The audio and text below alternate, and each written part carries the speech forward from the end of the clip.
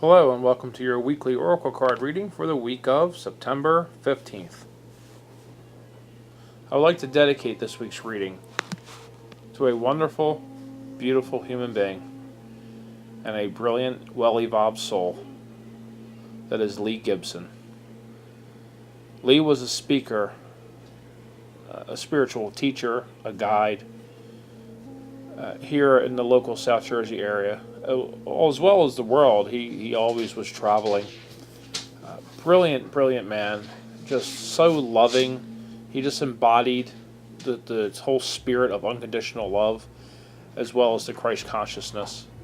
And he often would speak to me that his guides and his angels would speak to him of the brotherhood of light and how he has done so well in his lifetimes and touched so many lives that it's almost like they were promoting him to become part of the brotherhood of light.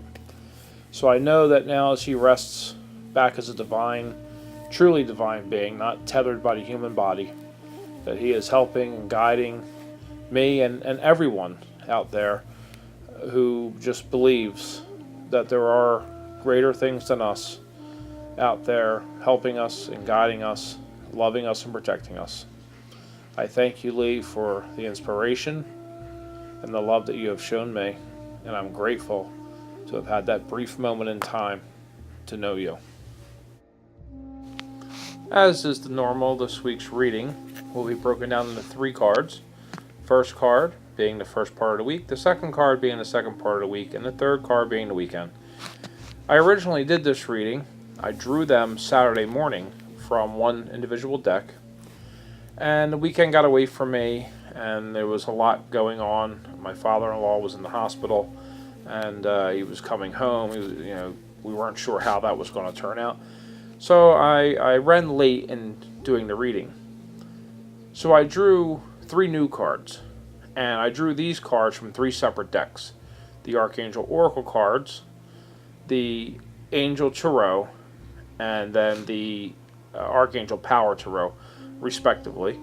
And what I found to be so amazing, and these cards continue to amaze me, is that the second reading I drew, a card from 3 separate decks, laid out and gave the same message as the 3 cards I drew Saturday morning from the messages from your Angels deck.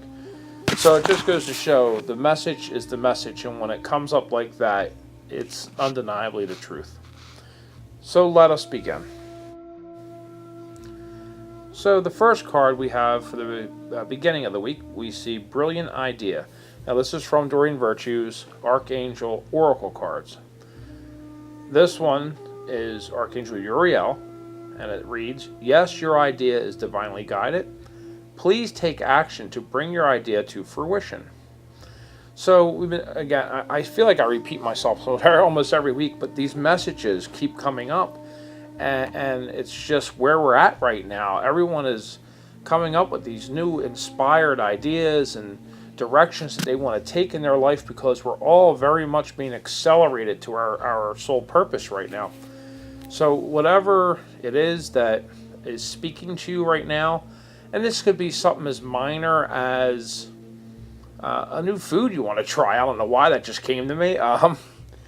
Whatever it is that you've been putting a lot of thought into, a change you want to make, or an idea that you have, something you want to get into or start or become a part of, or stop and move away from. They're telling you you are being divinely guided to this.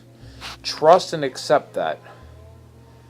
And once you accept it and trust it, it'll be much easier to move through it and adjust to your newly adapted reality, whether it be with this thing or without this thing. Now, for the second half of the work week, we see Major Arcana number 8, Justice, represented by Archangel Raguel. And again, this is the Angel Tarot deck by Doreen Virtue and Radleigh Valentine. Beautifully illustrated card. Very familiar scene when we think of the statues in the courts and all of justice, with the sword and the scales to weigh out the truth. And this card reads, fair and just decisions. Do what you know is right. Stand up for your beliefs. Card comes up very often for those who are feeling stuck between a sense of responsibility and a sense of adventure, or that may not be the right word I'm looking for here, a sense of wanting to move on to other things that resonate more with them. And this all comes back again to the soul purpose. Everyone is being driven and inspired right now to break away from the normal mundane things that we do because we feel we must to provide for our family, and move towards these things that not only will bring us joy, but will put us into full service of our life purpose. So, moving through the second half of this week, I think there's going to be situations that come up, not necessarily having to do with the first half of the week with the new brilliant ideas, but that certainly is what's going to inspire you to take a stand more readily. I think as you're developing these senses of inspiration and ideas and wonderment, you are going to be more motivated, and probably almost like your hand is being forced to take a stand for yourself, to stand in your power and say, hey, look, this is who I am, this is what I enjoy, and that's okay. Almost as if, like, maybe you feel doing this you have to explain yourself, or people may look at you funny, but this is you being your true self. So be diplomatic about it, be loving about it, but be firm about it. Stand up for what you believe in, stand up for what you know is right, and stand up for yourself above all, for your truth. For your truth may never be exactly someone else's truth, but that doesn't matter to you. All that matters to you is your truth, and your way, and your path. And then wrapping up the week and moving through the weekend, we have the Archangel Power Tarot deck, and we see 4 of Michael. Now, Michael is the swords, or air suit in the Archangel Tarot, the Angel Tarot. And this has to do a lot with kind of your thoughts, what's going on, the actions you're taking, things like that. So this particular card reads, insights that come from quiet meditation, the need for more sleep or time off, seek relief from stress.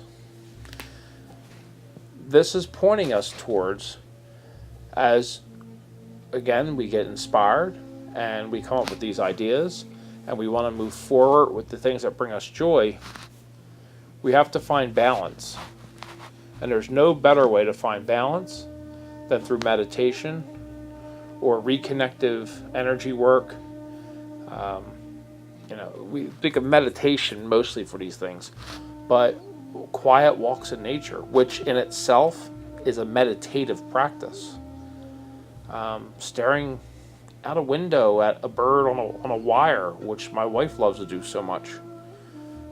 She has these doves that come and sit perfectly centered in the pane of glass and just sit there on the wire every morning, and she just sits there and stares at them. That is a meditative practice. It's these moments of stillness and quiet that brings us the greatest clarity, and we download, if you will, the information needed to make these decisions and to decide on the moves and little facets of our journey that we need to adjust. So it's a very appropriate card, considering they're telling us throughout the week we're going to be inspired and then maybe have to stand up for what we believe. So it's appropriate that on the weekend it's going to be, now find your balance.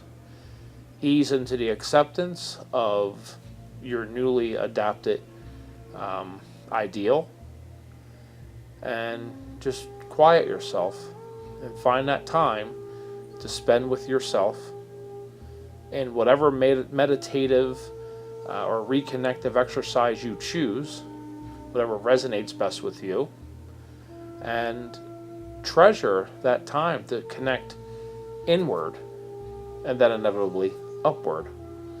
Because when we connect outward, we're seeking approval, or we're asking someone's opinion on what we should do. When you look inward, you're talking to your higher self, which is directly involved with your soul purpose, and you are your best guide. Your higher self, your divine self, knows what it is you are supposed to, quote unquote, supposed to be doing, or what's going to bring you not only passion and joy, but what you're best suited for. So in all practices, regardless of trying to shift within your life, whether it be career or relationship wise, but in everything, we have to find that time to cut out of every day, even just 10 minutes a day to start, just to get into the habit of it, to do something meditative or reconnective that will put us in touch with our inner self, higher self, and then inevitably our universal self as we exist as part of the Christ consciousness.